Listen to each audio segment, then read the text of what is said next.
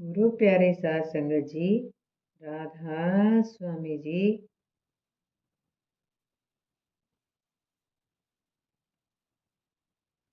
अपने विद्यार्थियों की तकलीफ या दुख दर्द का आप हमेशा बहुत ख्याल रखते थे।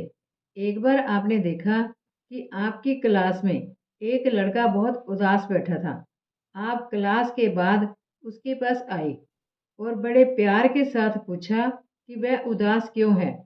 आपके प्रेम भरे वचन सुनकर उसकी आंखों में आंसू आ गए, पर वह बोला कुछ नहीं। सरदार बहादुर जी चुपचाप चले आए। उसके बारे में औरों से पूछताछ करने पर पता चला कि उसके पिता की आर्थिक स्थिति खराब है और कॉलेज की पढ़ाई जारी रखने के लिए उसके पास कोई साधन नहीं है। ये महसूस होने पर सरदार बहादुर जी ने उसकी फीस अपने पास से जमा करवा दी और पूरे 2 साल तक उसकी पढ़ाई का खर्च अपने पास से देते रहे। जब पढ़ लिख कर उस विद्यार्थी को अच्छी नौकरी मिल गई तो उसने अपनी पहली तनख्वाह लाकर सरदार बहादुर जी के आगे रख दी। आपने पूछा, ये क्या है? उसने जवाब दिया, सर, ये मेरी पहली तनख्वाह है। मुझ पर आपका बहुत कर्ज है। आपने कहा, भाई, क्या मेरा कोई पैसे उधार देने का रोजगार है? ये सब भूल जाओ और तनख्वाह के पैसे अपने पिता के पास भेजो। इसी प्रकार एक साहब जो बाद में भारत सरकार में एक उच्च पद पर रहे, जब लालपुर में विद्यार्थी थे तब उनके पिता का देहांत हो गया और पैसे की तंगी के कारण पढ़ाई बंद करने की नौबत आ गई। सरदार बहादुर जी को जब ये पता चला तो कॉलेज व हॉस्टल आदि की पूरी फीस आप अपने पास से देते रहे और 3 साल के इस अरसे में कभी इस बात का जिक्र भी नहीं किया। सरदार बहादुर जी महाराज जी का निजी खर्च बहुत कम था।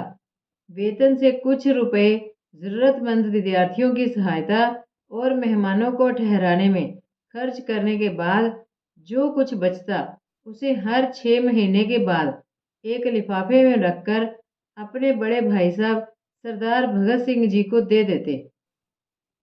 उनसे ना कभी हिसाब मांगते और ना ही पूछते कि रुपए कैसे खर्च किए हैं।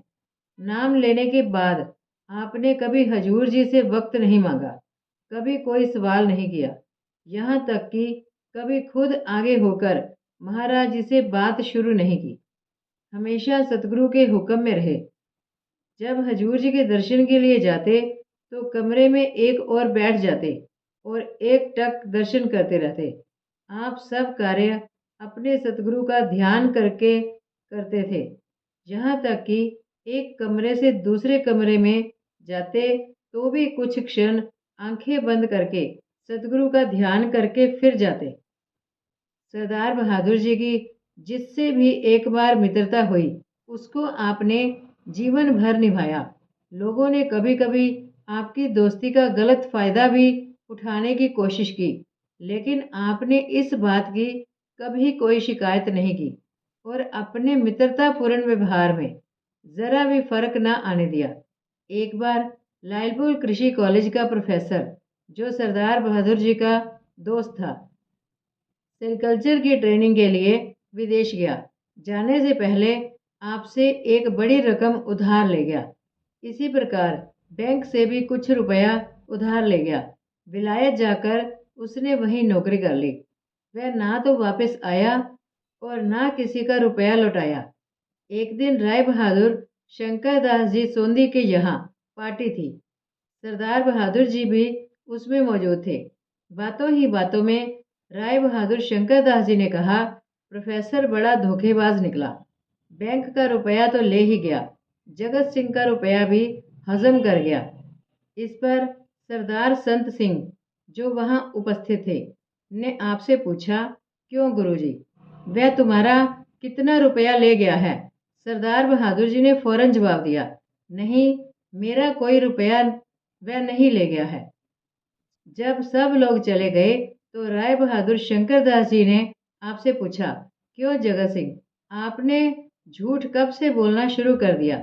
आपने रुपया उनको दिया और अब इनकार करते हो। सरदार बहादुर जी ने बड़ी नम्रता के साथ जवाब दिया, मैं दोस्त की बात कैसे लोगों के सामने जाहिर कर देता। ये उत्तर सुनकर राय बहादुर 1 मिनट खामोश रहे, फिर बड़े आदरपूर्ण स्वर में बोले, गुरुजी, ऐसी बात आप ही कर सकते हैं।